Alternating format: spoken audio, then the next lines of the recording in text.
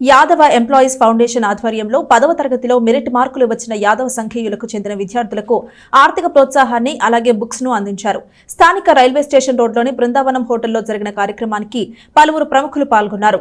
10వ తరగతిలో మెరిట్ మార్కులు సాధించిన యాదవ విద్యార్థులకు స్థానిక బృందావనం హోటల్ నందు యాదవ ఎంప్లాయీస్ ఫౌండేషన్ ఆధ్వర్యంలో ప్రోత్సాహక నగదు బుక్స్ ను అందజేశారు. ఈ కార్యక్రమానికి డాక్టర్ తాడిబోయిన అఖిలేష్ ముఖ్య అతిథిగా పాల్గొన్నారు.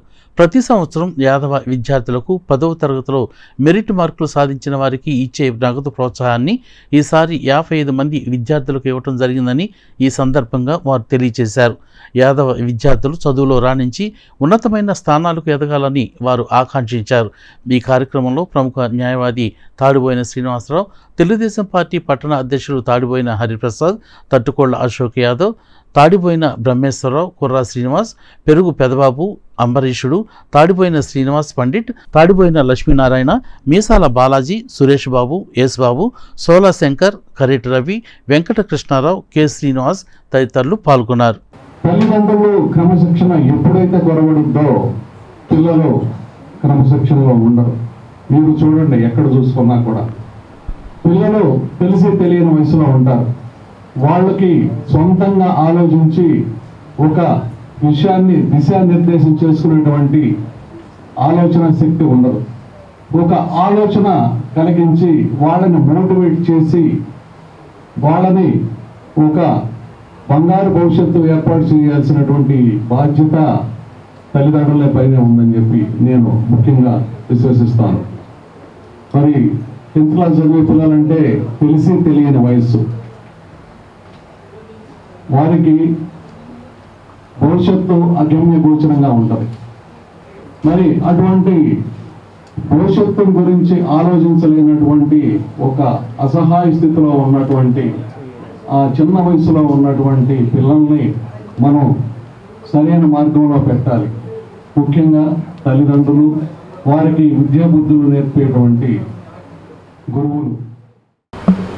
ఈరోజు యాదవ ఎంప్లాయీస్ ఫౌండేషన్ వారి ఆధ్వర్యంలో తెనాలి నియోజకవర్గంలోని ప్రభుత్వ పాఠశాలల్లో 10వ తరగతిలో ఉత్తీర్ణులైన యాదవ పిల్లలందరికీ ప్రోత్సాహకం అలానే కెరియర్ గైడెన్స్ ఇవ్వడం జరిగింది.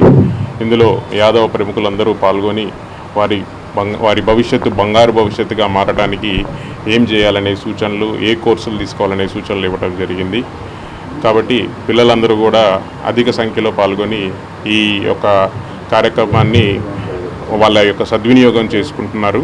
అదందరికీ మీకు తెలియడం జరుగుతుంది. వాళ్ళ దీనిలో పట్టుదల పెంచడం కోసం చేసే ప్రయత్నంలో భాగంగా మా వాళ్ళంతా కూడా మొదటి నుంచి కూడా ఛానల్ నుంచి ఈ కార్యక్రమం చేస్తూ వాళ్ళలో సృజనాత్మక శక్తిని వెలుగుతీస్తూ నిన్న ఆ పిల్లకి వచ్చింది, ఈ బాబుకి వచ్చింది, మనం కూడా కష్టపడి మనం కూడా తీసుకోవాలి అని చెప్పిన ఆలోచన, బాగా చదువుకోవాలని చెప్పిన ఆలోచన కలిగించడం కోసం చేసే ప్రయత్నాల్లో భాగంగానే ఇది కూడా అని చెప్పని నేను భావిస్తున్నాను. అట్లాగే డాక్టర్ గారు, ఆయన కూడా, వారు నారాయణ గారు, ఇక్కడ చాలామంది పెద్దవాళ్ళు ఎప్పటి నుంచో కూడా యాదవులని అందరినీ ఐక్యం చేయాలని, యాదవులకు ఏదో మేలు చేయాలనే ఆలోచనతో, ఈ కమ్యూనిటీని ఉద్ధరించాలన్న ఆలోచనతో ఎప్పటి నుంచో సుమారుగా 60 సంవత్సరాల నుంచి కష్టపడి పనిచేసి గతించిన వాళ్ళు చాలామంది ఉన్నారు.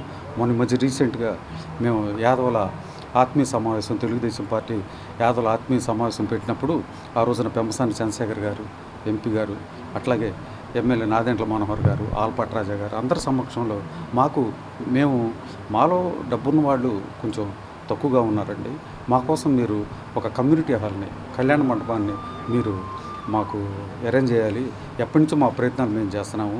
ఇప్పటికీ చాలా కాలం అయిపోయింది, ఎవరు కూడా ముందుకు రాలేదు. దయచేసి మీరు ఎన్నో చేస్తూ ఉన్నారు, మాకు ఒక యాదవుల కమ్యూనిటీ హాలు, కళ్యాణ మండపం కావాలని చెప్పినట్టు తప్పకుండా చేస్తామని ఆ రోజు మనోహర్ గారు, ఆ రోజు చంద్రశేఖర్ గారు, ఆల్పట్రాజా గారు మాట ఇచ్చారు, తప్పకుండా చేస్తామని. దయచేసి ఎలక్షన్ అయిపోయిన తర్వాత వాళ్ళు ఈ టైంలో బిజీగా ఉంటారు కాబట్టి కొంచెం గ్యాప్ తీసుకొని మేమంతా కూడా మా యాదవ సంఘీయులు అందరం కూడా ఒకసారి మళ్ళీ వాళ్ళతో మాట్లాడి ఈ కార్యక్రమాన్ని వాళ్ళు ఫుల్ఫిల్ చేసే విధంగా వాళ్ళు చేయాలని చెప్పని కోరుకుంటూ ఈ